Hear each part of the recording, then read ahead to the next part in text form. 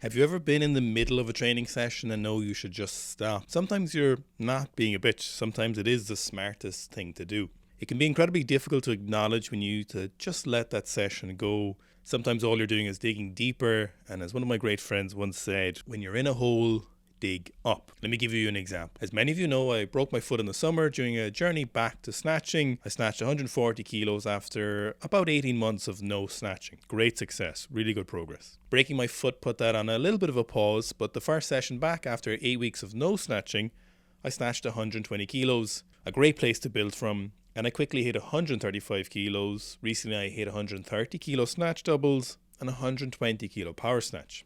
Amazing, wonderful, fabulous progress. 130 kilos were great, and then I should have just reset the microcycle of snatches there and built back up again. However, I kept pushing. I was getting slightly slower and a little bit more fatigued until I hit this session at 120 kilos for singles, where I really wanted to hit 140 kilos before I reset. I'm snatching 120 kilos for singles, wondering if I should max out today, but it's not happening. Mid-session I call fits and I explain the situation. I already know the answer. I know I should stop, but I just need someone to confirm it.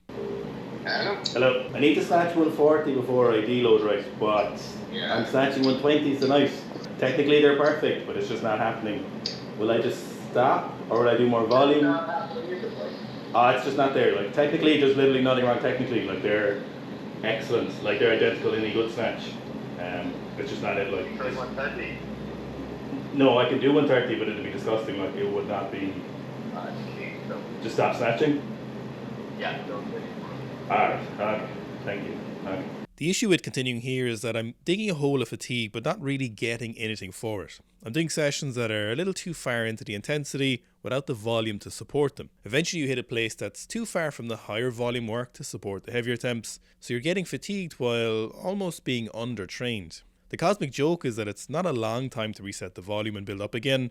You could be looking at as little as 4 weeks, maybe 6 weeks to another heavy attempt, which is absolutely nothing in the grand scheme of your training. Furthermore, in the case the training has been incredibly productive, I hit numbers I hadn't yet hit on this comeback, so my annoyance isn't even earned. On top of all that, the funniest part is I make these decisions multiple times a day for people of a variety of different sports. Now this isn't a fatal decision by any means, this isn't a block-ending decision, I just need to build back up again with some volume. So how do you know when it's time for yourself? If you don't have a world-class coach in your corner, well, that's why we're always happy on about outsourcing your help. Programming for yourself is great, but even if you have all the knowledge in the world in your brain, applying it objectively to yourself can be incredibly hard at times.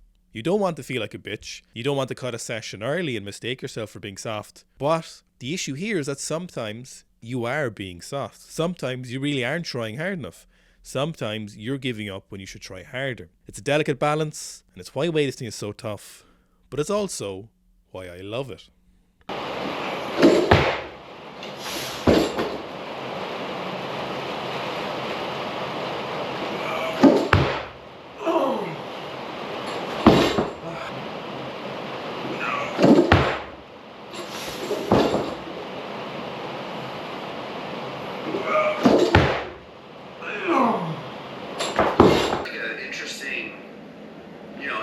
Friends of mine there. I go so far back. Like Ben and I have known each other literally for a decade.